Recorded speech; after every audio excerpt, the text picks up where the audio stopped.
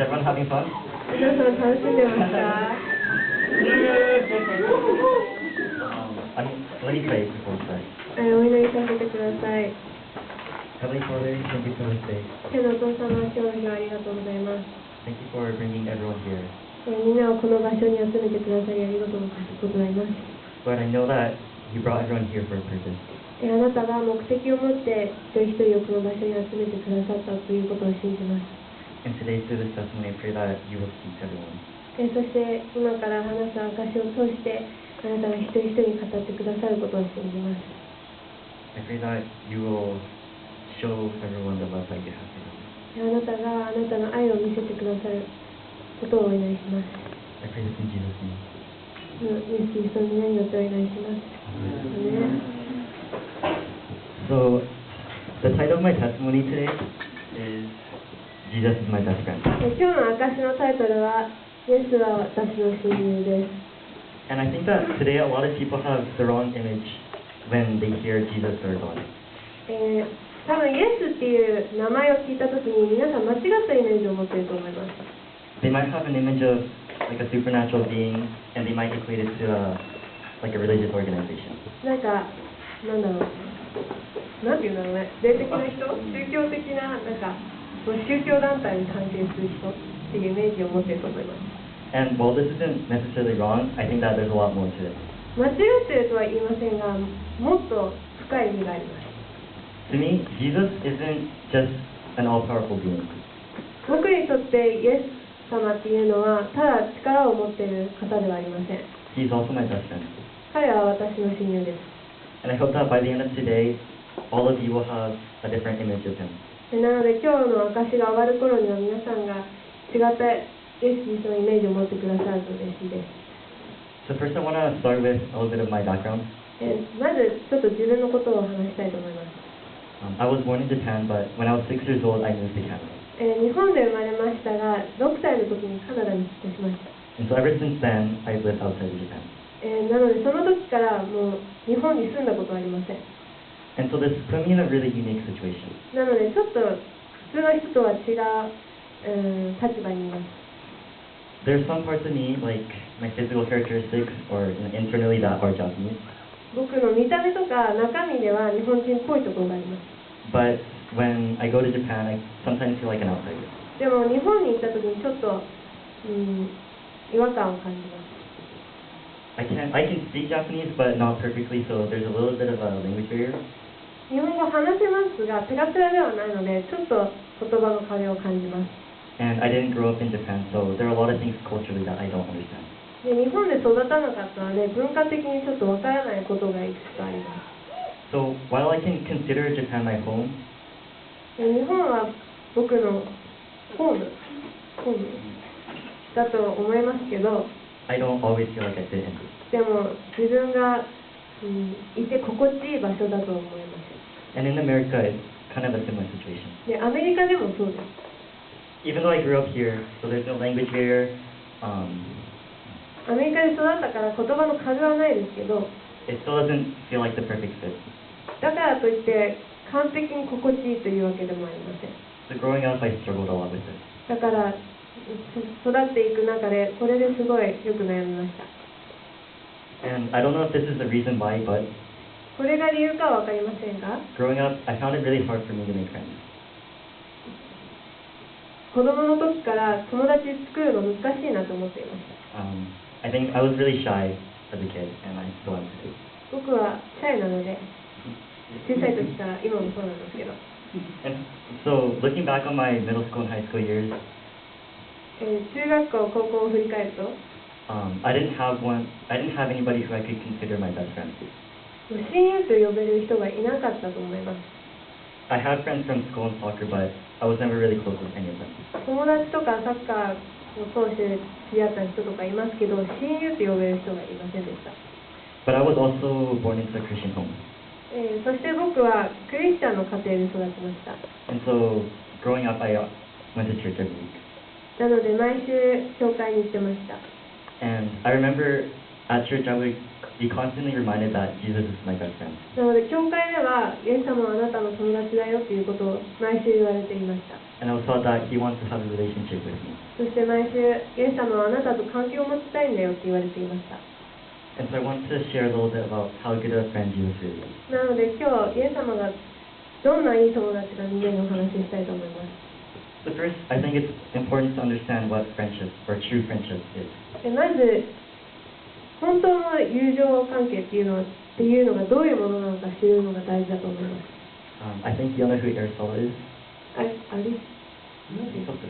ストトル？知ってる？カタカナ。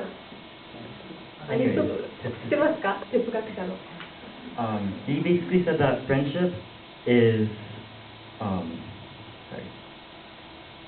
wishing the best for one another.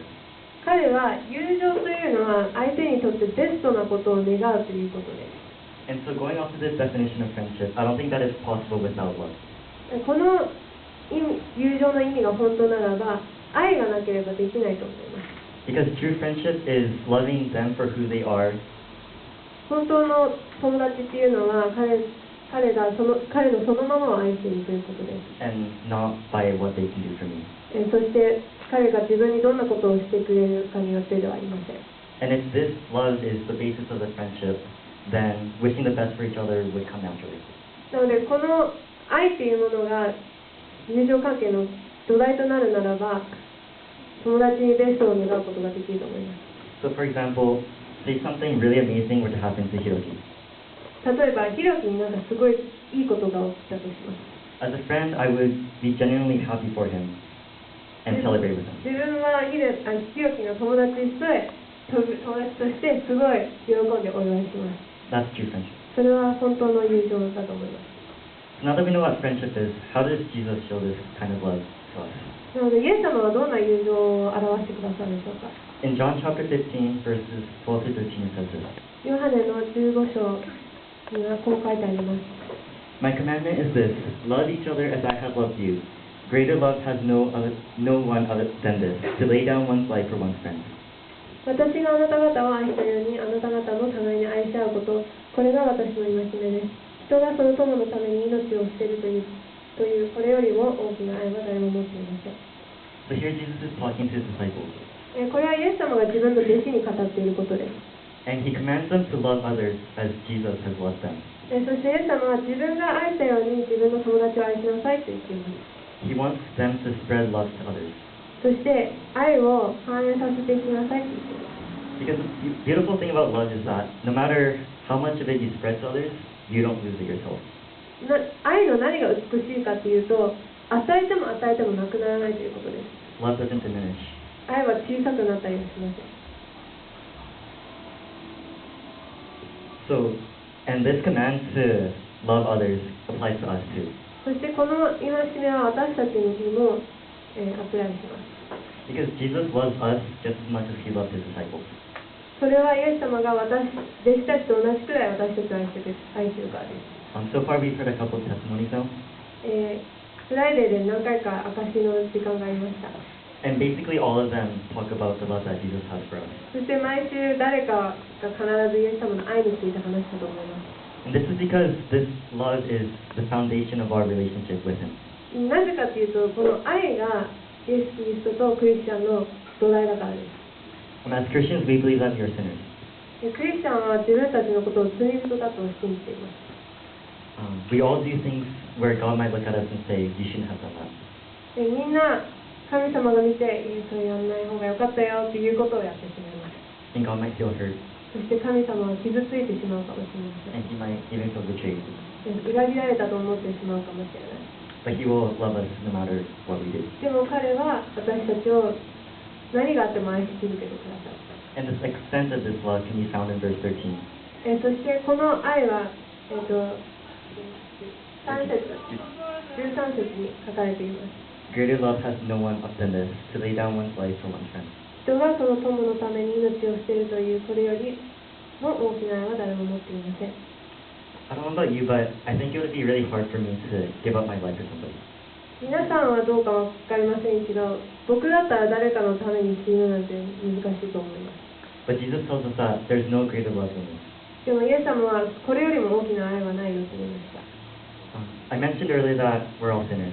さっき言いましたけど、私たちはみんな罪人です。And as sinners, there's nothing that we can do by ourselves to fix this.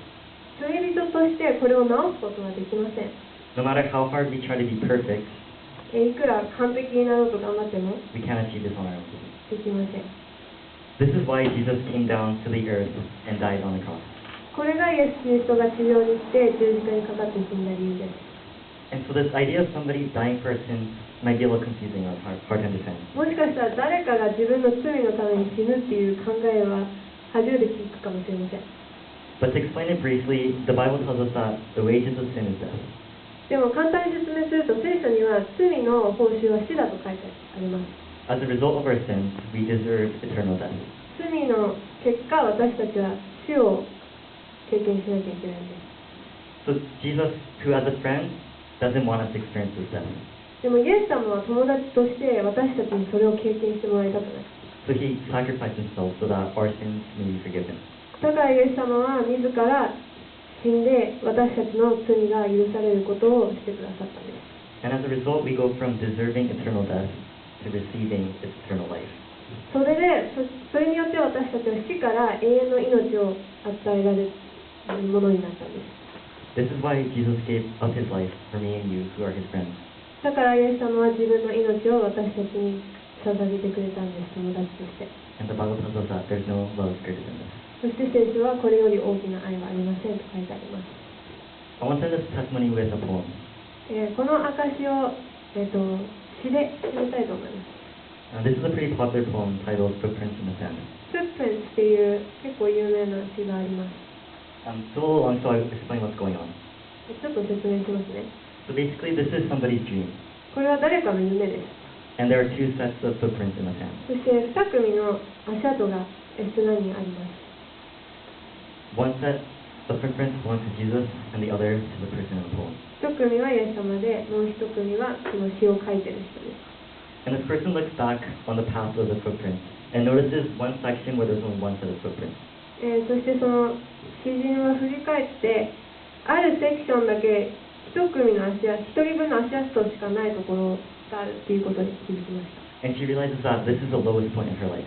そして彼女が振り返った時に、その時期っていうのは人生の中で一番辛い時期だったっていうことを思い出しました。So she asks Jesus, なので彼女はイエス様に聞きます。